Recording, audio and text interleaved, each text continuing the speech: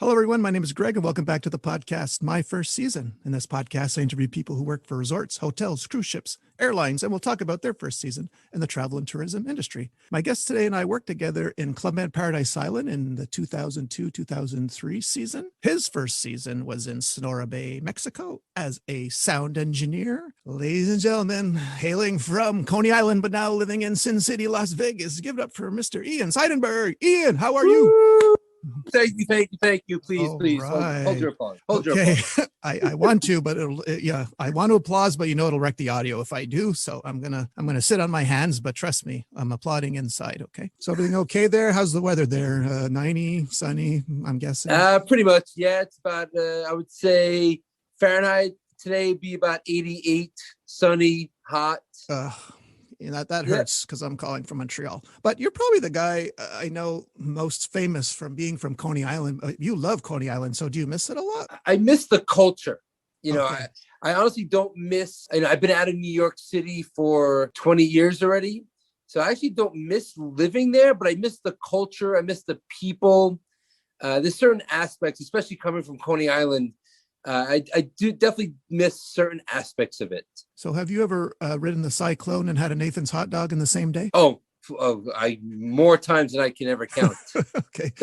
One of my favorite movies of all time was filmed in Coney Island or around Coney Island was The Warriors. I think I might have told you that. Yes, absolutely. Yep. Love that movie. Whew. All right. So now that we know where you're from, I'd like for you to take us back in time, before Club Med. So what were you, I guess I know you were living in Coney Island, but what were you doing? Were you working? Were you going to school? And how did you find out about Club Med initially? That's a great question. It brings back lots of memories. So I was actually working in Manhattan, in New York City. I was working for a media company. I graduated from university in 2000. So I was working for a little less than a year. And I found this on monster.com, I think it was.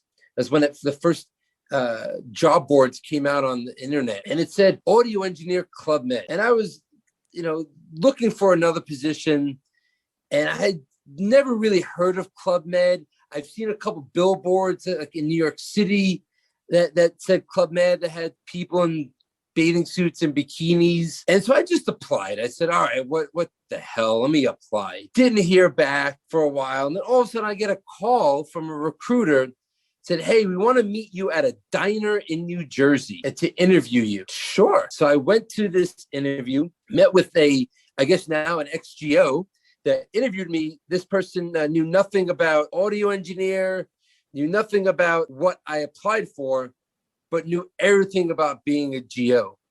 And the interview went well. I had a written interview in this diner while eating a cheeseburger. And next thing they called me and they said, Ian, we want you to come down to Florida for training for a couple weeks. All right. Could I back you up just a sec? So Absolutely. Was your degree in, I guess, one of those like sound engineer or engineering colleges So I went to a full-time university, one of the largest private universities in the United States, but my major Are you allowed to say which one? Oh, yeah, absolutely. I went to Long Island University. Okay. It's actually, I believe, at the time was one of the top 10 private, one of the top 10 largest private institutions in the United States. Okay. They had 7-8 campuses. So I actually majored in broadcast production.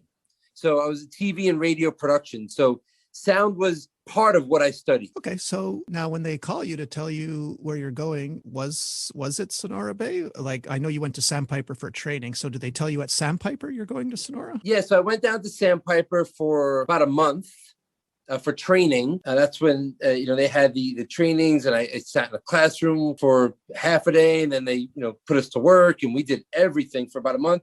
And then one night, the guy that was leading the training said, Ian, you're going to Mexico. I was like, sweet, where? He's like, Sonora Bay. I'm like, I've never heard of it, but I'm excited. How many were you in this class for training? Do you remember? There was 5 of us. And are we in 2001 right now? This is early 2001. Okay. So when what month did you start at Sonora Bay, like April, May? I started Sonora Bay in June. June. Okay. So just in time for summer. Yes. Okay. All right. So, so I went to Sonora Bay on vacation, but it's a pretty beautiful village. Are you able to describe it to the listeners that have never been there? Yes, absolutely. It's still fresh in my mind. It really is one of the most beautiful places I've ever been to. It's actually one of the few places that's surrounded by a body of water, the desert, and the mountain. And it's magical. The water is on the Sea of Cortez. It's crystal blue water. The mountains was just beautiful. The desert, I mean, I hate to say that a desert is beautiful, but that desert was just beautiful. And just the image of standing there in the fresh, I wouldn't say ocean air, but the sea air, it really is just a magical place. Yeah, it's perfect description. That's how I would have described it. Absolutely beautiful Club Med that are surrounded by the mountains. You're absolutely right. Well done. Well done. When you're doing this interview with the former GO, I guess she filled you in on the hours, and I guess kinda. She explained the best that she could, but I really didn't get the full effect until my first week of training in Sandpiper. Whereas we did our job, or we did the training, let's say from 9 to 5, and then we met up for dinner, and then we'd go hang out in the theater, in the sound cabin with the lights and sound, or we hang out with the costume designer backstage, because I was training for part of the entertainment team. And that's when I really saw, I was like, man, this is a lot of hours. This is a lot of work. But I was used to that, honestly, coming from New York City and doing my job beforehand. It wasn't really a 9 to 5 job anyway. So I was kind of used to it, but it was still kind of a shock to see how much work these GOs actually put in. Had you ever gone to a resort vacation before? It doesn't have to be Club Med, but did you ever go while you were growing up? Never. I'd never been on a cruise, never been to a resort vacation before I stepped foot in Club Med. And in the resort itself in 2001, you would have probably had a day off then, right? Because I think day off started in 99. So did you get a day off? So it was one day off, yes. Okay, so were you aware before that there were no day offs? I guess you would have heard that from other GOs, right? I heard it when I got onto the property. Okay. Like from the GOs, from the, I guess, the older GOs, the one day off. Like, oh, back then we used to work with no oxygen, Yeah.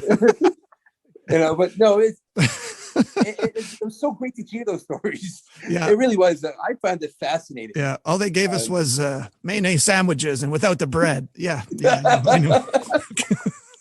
Yeah. We like to brag about how tough we had it. Yeah.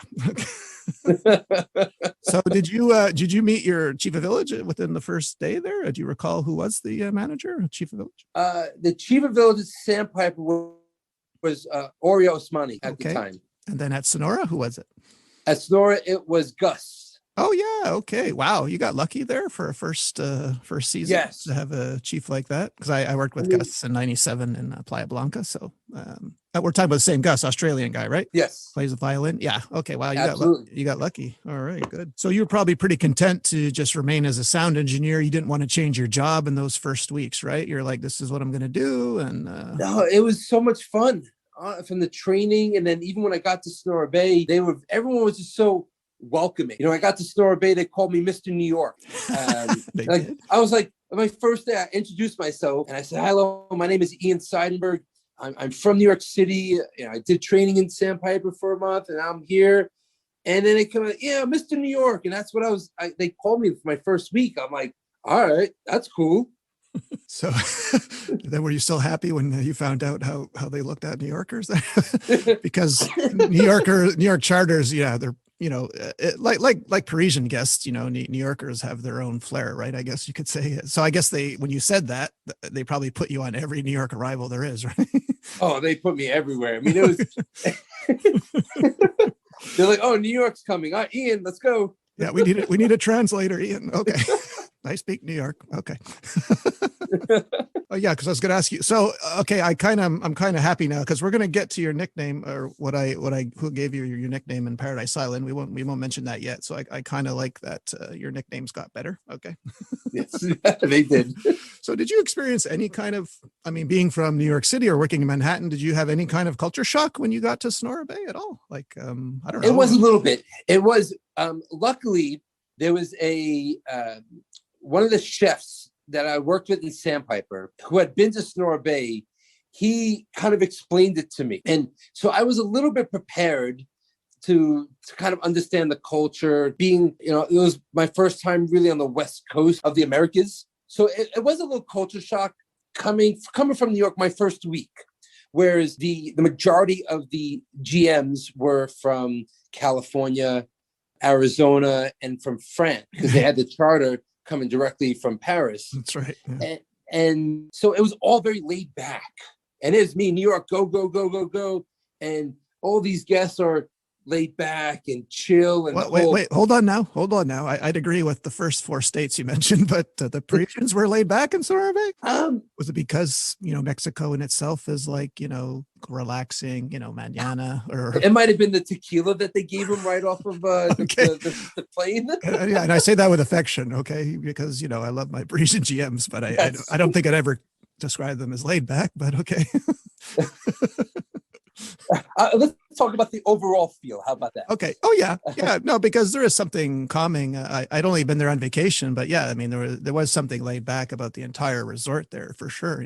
So it was like it was definitely a culture shock, but I have to tell you the GOs and even the GMs that knew it was like my first week there. I mean, it really was so magical. Everyone was so welcoming and helped me along the way.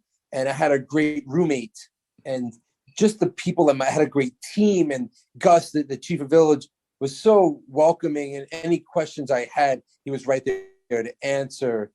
So I would say after a good week or two, I felt like that was my home. And being the sound engineer, you did not have to do the shows or late rehearsal. But if I recall, didn't you like doing like numbers on stage, right? You like doing especially the comedy ones, right? Maybe not. Oh dancing. Yeah, no, I enjoyed it, and I was a learning experience to learn what the shows were. So although my first season, I was just strictly a sound engineer. Even the rehearsals, I would be there for the rehearsals and either running sound for a choreographer or just being there just to learn and just see what the entertainment culture was about. I really immersed myself in it. So you had a good animation team, I'm guessing, from that? Yes. I mean, it helped that we had Gus's sister as a choreographer. So having that backing of the chief of village was great. Oh, really? His sister was choreographer? Sister Alex, yes. Oh, I didn't know he had a sister. Okay.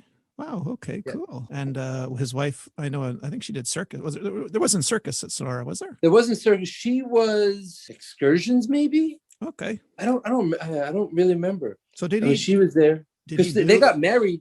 They got married that season. Oh, they did? On the beach? Yeah. On the beach. Yeah. Oh, cool. Yeah, it's pretty nice when you're actually there for a wedding. My first season also, the chief of village got married on the beach. So it's a pretty special time if you think about it, because it doesn't happen often. Right. Yeah. So his sister was choreographer. So did he do any of the, because I know him as a, animator extraordinaire, did he do any passages or no, he left that to the actual animator? No, he did a lot of them. Okay. He was very involved. Okay. He did a lot of the shows. He played his violin, which we had that connection being a sound engineer who's very particular with his sound, especially for his violin. So we actually worked hand in hand, really close together when I arrived. But no, he did a lot of passages. He did a lot of the shows. He was very involved with the entertainment. Did you have time? I know you guys are pretty busy. Did you have time to learn any new skills while you're there, or a sport that you never tried? Did you go scuba diving with the seals? Did you have horseback riding? Did. So yes, and yes. Oh, wow. Okay. I learned how to scuba dive. I went scuba diving with the seals to Seal Island, which was, that was the first time I went there. It was so freaky because the headmaster, or the scuba master, was bald. And I referenced that because the seals would come so close up to us and they would like play with us. And one seal kind of bit his head when I was there, but kind of like just nibbled at it, was like just playing around. And like the scuba master didn't panic, and he was just like almost like rubbing its tummy, you know? It was like so weird, but amazing at the same time. Yeah, that's probably the highlight of all my dives is, and like I said, they come like straight at you at 30 miles an hour and they turn on a dime because they think that's funny, right? You know? Right. And they come right face to face and they eat their air bubbles. Yeah. And you're really like an inch away from them. And it was amazing. Yeah, they're chewing on your snorkel. And and then the big mom drops in the water. All you hear is kagoosh. And she's like, okay, maybe that's a little too close. Yeah. So I learned how to scuba dive. I learned how to horseback ride. At the end of the run, did you go through the maze of cacti there that they had? Like she swishing through them? Did they still do that there? Yeah. So there was a few different rides that they offered. One favorite of mine was the tequila ride, where we would go say no more through the desert. You had me at tequila. Okay. Were there any horses there, Ian, or was it just tequila? Okay. Oh man. No, there was okay, there were horses. Okay, good. Oh man. This is bringing back so many memories. When do we get to paradise? Okay. Okay, so I guess you probably did this at sunset, I'm guessing, the tequila one, or yeah, so like I mentioned, so you would take the horse, or the horse would take you through the desert, through the cactus. And then you would actually go to one of the neighboring resorts. You would have happy hour there. And then you would take the horse on the beach. And depending if you wanted to, the horse would go in the water. So it was such a fun ride. And the guests really enjoyed it because you were able to go horseback riding and do all the scenery that was out there. Well, apart from the, the seal dive and horseback riding, did you have any like funny, clean, appropriate stories or experiences, like anything nutso happen? Doesn't have to be funny, but do you have any some kind of story that happened there your first season you'd like to share? That happened during 9/11. Not really funny but we were in Sonora Bay during 9/11, so that was an interesting time. But I have to say, being from New York, and there was 2 other GOs from New York there, the love that I got from the GOs and the GMs, I mean, they just surrounded us and they were just amazing to be around. I don't think I would have gotten through that if it wasn't for them. And I don't want to bring this podcast down, but I do want to, I think I should mention that. But, it just being there, as much as it hurt, it helped me being there because of the love that I received. Oh, that's very, very nice to hear. I was in Turkey myself, but but you being from New York and Mexico, that's very comforting to know. I was going to bring it up to ask you because that was the right time. That was the right time period, as you probably stayed in Sonora until I'm guessing October, November. I stayed. I closed it. I was actually one of the last GOs there because, as you're aware, this Sonora Bay closed after that, and I helped close that place up. So I actually left there October 31st on Halloween. I left Sonora Bay. It closed for good, right? At the time it wasn't, but then they sold it. But so yeah, it basically after my season, it shut down. But another story, we had like a mini hurricane. Okay, good. I was going to ask you about that. Okay, good. I love hurricane stories. Yes, we had like a really bad tropical storm, mini hurricane that the not scuba boat, but the water ski boat. It was docked out in the sea. And if you remember, Sonora Bay had the lagoon in the middle of the resort. Yeah. Well, the boat ended up across the resort into the lagoon the next day. Okay. Don't know how it got there. Let's just I'm sure it was, but it was really windy. It was a crazy storm, trees everywhere. It was kind of a crazy time being in the middle of nowhere in Mexico, not having all the resources per se having near you. So we definitely went through a weird time during that hurricane. But definitely the highlight was seeing the water ski boat in the middle of the resort. Yeah, probably thought it was a couple of pranksters, right? Being from New York, like, so when you got there, so I guess you were aware that you had to eat meals with the guests 3 times a day. So were you shy or introverted at first, or it was like, this is no problem, I can talk to anybody? So being from New York, I was not introverted, but it took me a little bit to be really comfortable to sit down with guests and guests from all over the world, where I would go to a table and say, hey, mind if I sit down? And they didn't speak English. And they looked at me like I was crazy. And I'm like, do you mind if I sit down with you guys? And they don't look at me. And then it took me a couple of times like, oh, you don't speak English. So then, so it was a little bit of a culture shock. But again, being from New York, and I have always been an extroverted person. I adjusted really quickly. Okay. So yeah. So like anything, you got used to it, right? I did. And it was actually one of the best times I've ever had in Club Med in all my years, was that, eating those meals with those guests. Did you ever get used to crazy signs? I still do them. You do? Get out. You're one of those sound engineers that left the cabin and let the lighting guy take over while you dance on stage. Are you one of those guys? It depends where it were. No, it depends where we were. Like if we did crazy signs out by the pool, I'd sometimes go down there. I enjoyed them. I really did. What were your favorite ones? One of my favorites. Okay. One of the favorite ones was actually ones we did in Paradise Island, was the Apache one that me and the other sound guy, I wouldn't say we created, but we kind of started it. That, the Gala, the Australian song. Oh, yeah. I think it's a Free From Desires. Oh, yeah, that's right. The name of the song. That one, Muévelo, yes, Spanish Muévelo. one. Yes. That's a key. Yeah, I mean, there's a lot of them. Muévelo's in a lot of people's top 3. Yeah. You never hear the Bun Franquette, but you always hear Muévelo. Okay. Yeah. Yeah, I think those are my favorite. Besides Gus, were there any other employees or managers who stood out to you, like that made a good impression on you? They didn't have to be a chief of service or anything, but or any regular GOs that Are you talking just like my first season, or yes, Sonora Bay? Or? No, yeah, first season Sonora, yes. Okay, yeah, there was a sport GO, Vlad, who became really good friends with my roommate. Who's actually the nurse, Sean. We got along really, really well, and we kind of hung out a lot. There's one water ski geo, Brian Davidson. Me and him actually became almost like best friends. We still are in contact till today. So yeah, those are a few geo. I mean, it was such a great team. But those are a few off the top of my head that I kind of cling to. So when you close out the village, were you asked to fill out a dream sheet for your second season? No, so it was a weird time because it happened right after 9/11. So I was actually supposed to go to Playa Blanca with Gus because I was signed, ready to go. Gus wanted to take me as a sound engineer. But after 9/11, they restricted all the Americans had to go. If you stayed, you had to go to Sandpiper. So I knew I was going once they said that, and the visas and, kind of almost like the travel ban after 9/11. I knew I was going to Sandpiper. And you did go there? I did. I went to Sandpiper.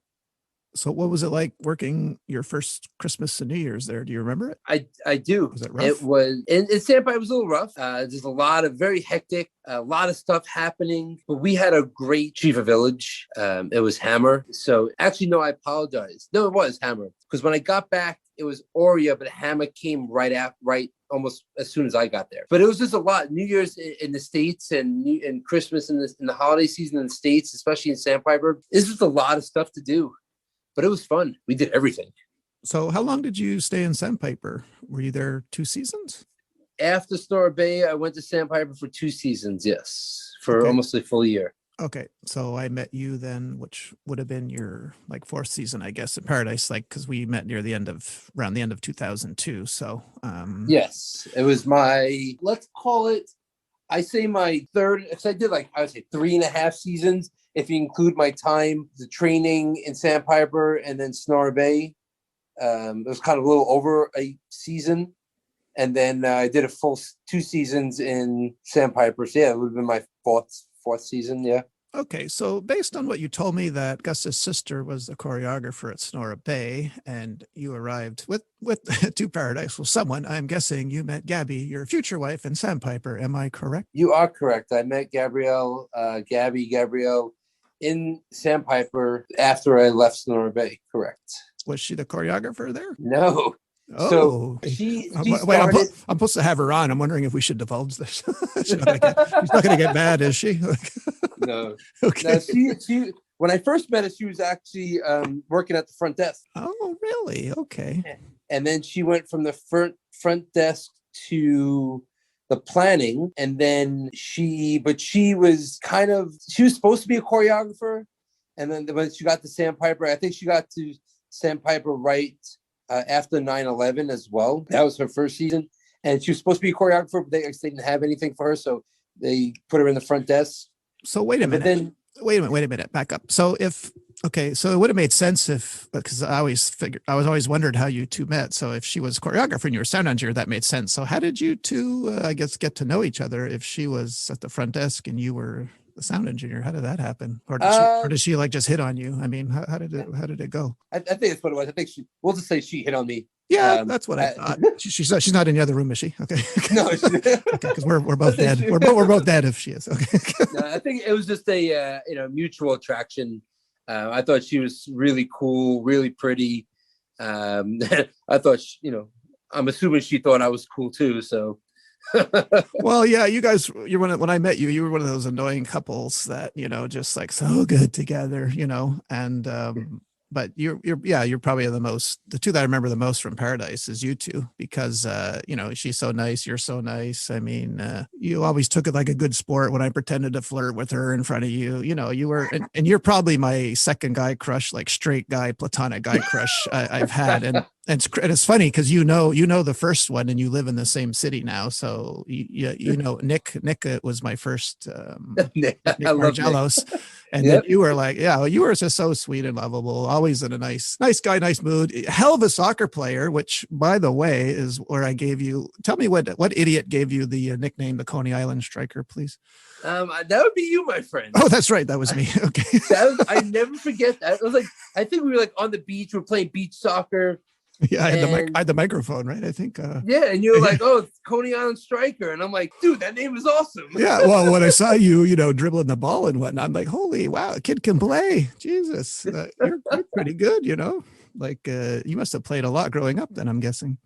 I did. I played my whole life. Yeah, no, it showed, and I hadn't seen that because you're always in the sound cabin, right? So you'd come out to play, and then here you were just whizzing around and breaking ankles and guys diving in the sand. I mean, yeah, it was pretty cool seeing you play. Yeah, that was fun. Yeah, that nickname was great to have in Paradise Island.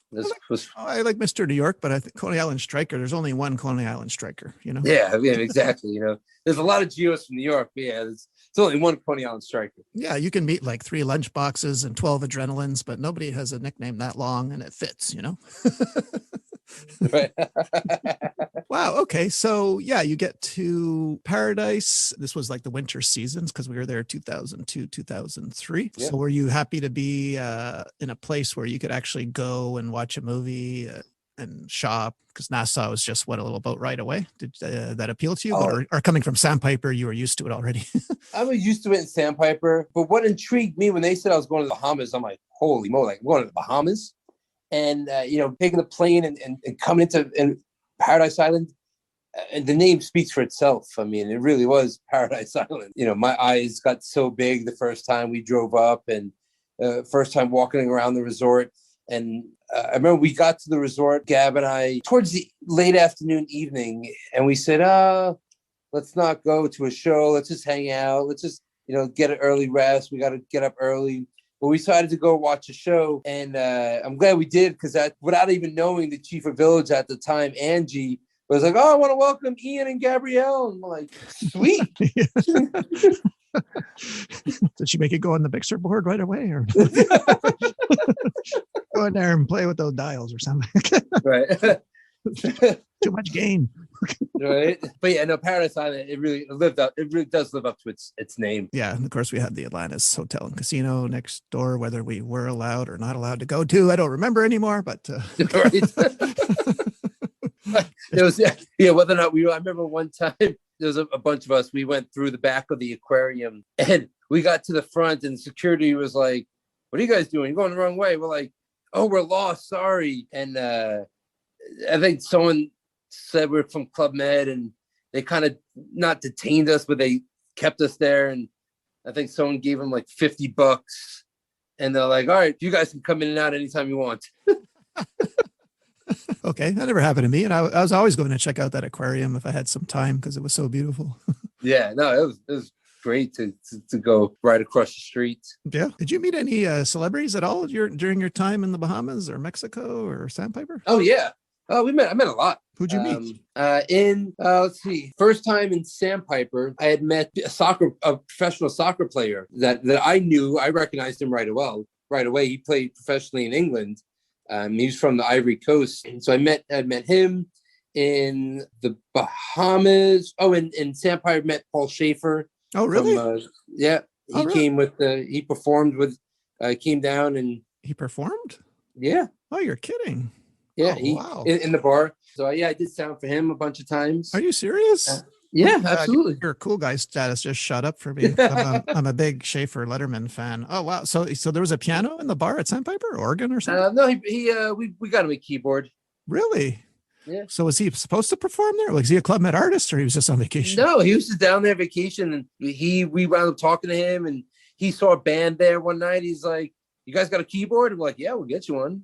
Oh, so, yeah. He was just jamming. Are you serious? Oh man, that's so cool. I've never heard. I've heard of almost every celebrity going to Club Med, but I've never heard that one. Wow, that is. Yeah. So then in Paradise Island and Sonora Bay, no, I don't really remember any celebrities in Sonora Bay that if they did come, I don't remember. In Paradise Island, they were filming a movie, so I met Woody Harrelson and Selma Hayek and Pierce Bronson. Yeah, that happened right after I left. Yes, they came over, and I think Woody came over to play soccer too. I heard. Yeah, Woody came and he came and joined us in soccer. Oh wow! So that was happens cool. When I leave.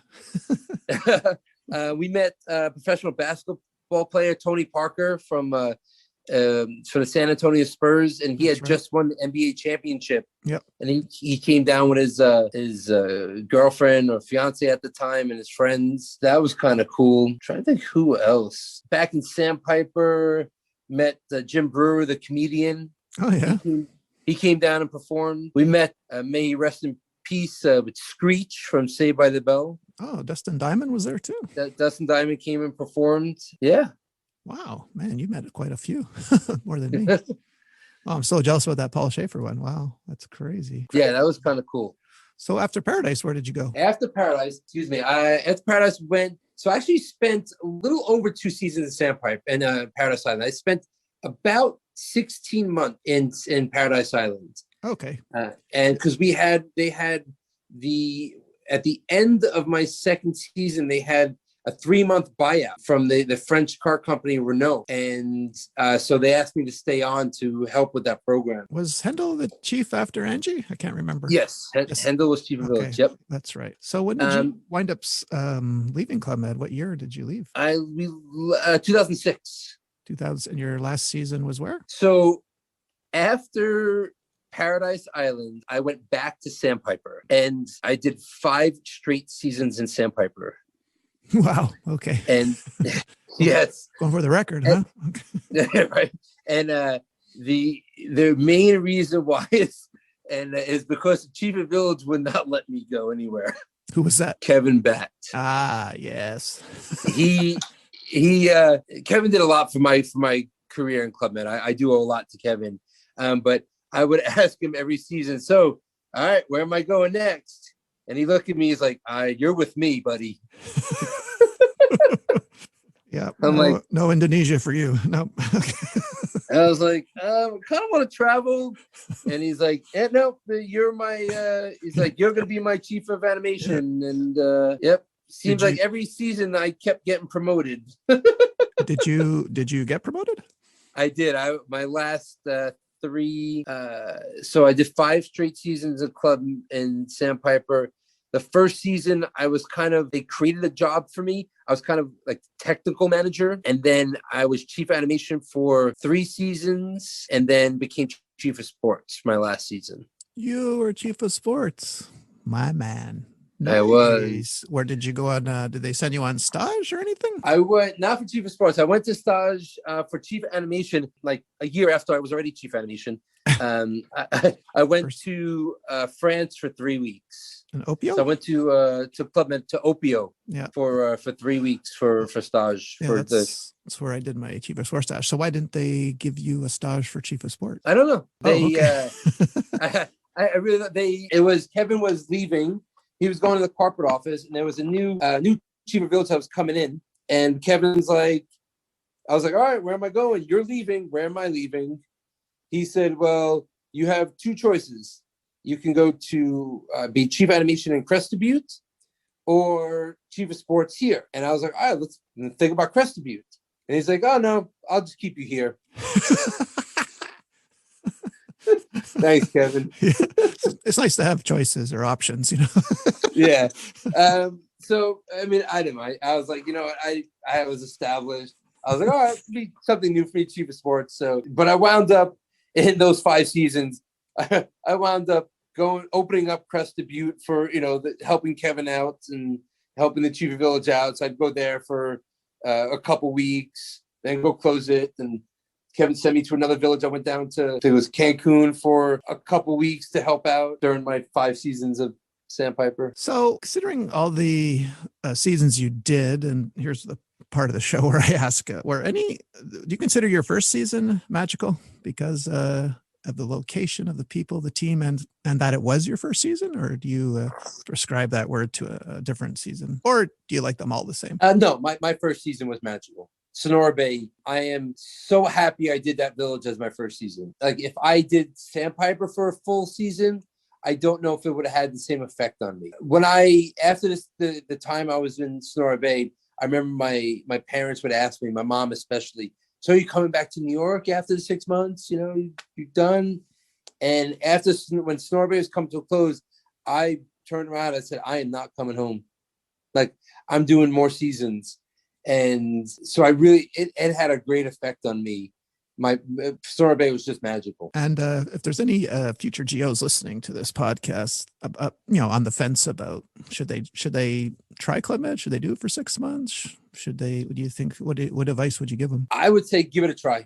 It was the best decision I've ever made in my life. In my young 20s, my early 20s. Okay, yeah, you just saved yourself there because I thought marriage to Gabby would have been the first, but yeah, you saved yourself by saying early 20s. Great save. Early 20s. No, it was. I mean, obviously, going around marrying Gabby and having our kids were definitely the best time of my life. But it's true. I mean, I love to travel, and I didn't really travel a lot when I was younger. And going to Club Med, it opened my eyes. It opened my eyes to different cultures, different experiences. Stuff I never thought I would ever do. I never thought a kid from Coney Island would go scuba diving with seals or go horseback riding or do the flying trapeze and to go water skiing. And it was just, Club Med was just a magical, and it defined me. It really defined my professional life. Did you also think you'd be kicking another guy's nether regions on stage over and over too? I did stuff in Club Med. Did that skit ever have a name? Did you guys ever name that skit? Or I don't know the name, but if you're familiar with it, it's basically 2 guys just wailing on each other's private regions, right? Is that the idea of the sketch? So and I'll make a very long story short. It happened it came about with myself and Brian Davidson, an old water ski geo that I worked with in Sonora Bay and Sandpiper. We were in Sandpiper, and let's say it was a late night up in the sound cabin, and we just came up. We saw that on late night TV, and we said we should do that as stupid human tricks, and that's how it was born. Okay. Yeah, because that's the first time I had ever saw it being done was actually you. I think you did it at Paradise, correct? I did. I brought it to Paradise. I thought, what am I watching here? What the heck? We did it with Renato. Yeah, that's right. Yeah, from the tennis team.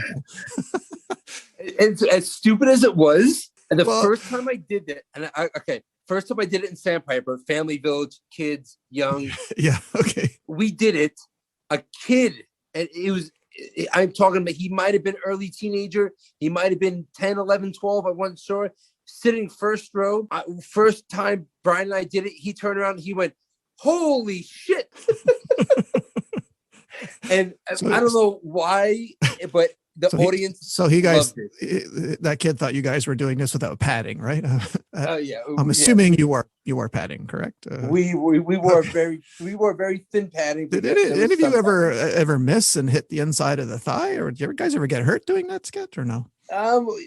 There were some injuries. Okay, yeah. So you guys would get into character, boy, and just wail on each other.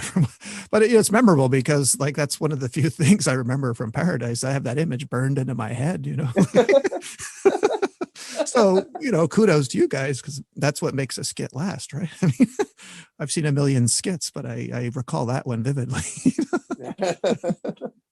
Oh man. That was fun. Well, the audience loved it. The audience loved it. Well, I want to thank you for taking this trip down memory lane with me and sharing your story with us here on the podcast. It's been really awesome having you on, Ian. No, I really appreciate it. This is great to talk about, and I do thank you for asking me to be on. Well, maybe you can help me get your wife on, because we keep missing each other schedule wise. So I don't know if you can tell her if you could lie to her and tell her you had a really great time here, then maybe, we could set something up for next week. Absolutely. Like you watch the kids for an hour or something, No, absolutely. No problem. Well, everyone, that was Mr. Ian from Coney Island sharing a story about his first season in Sonora Bay. I want to thank you again. Ian, any last words? Last words. If you're on the fence, if you're a new GO or thinking about becoming a GO, do it. If you're an old GO, just keep those memories with you, because they really last a lifetime. That's right, everyone. You heard it from the Coney Island Striker. Do as he says. Until next week, goodbye.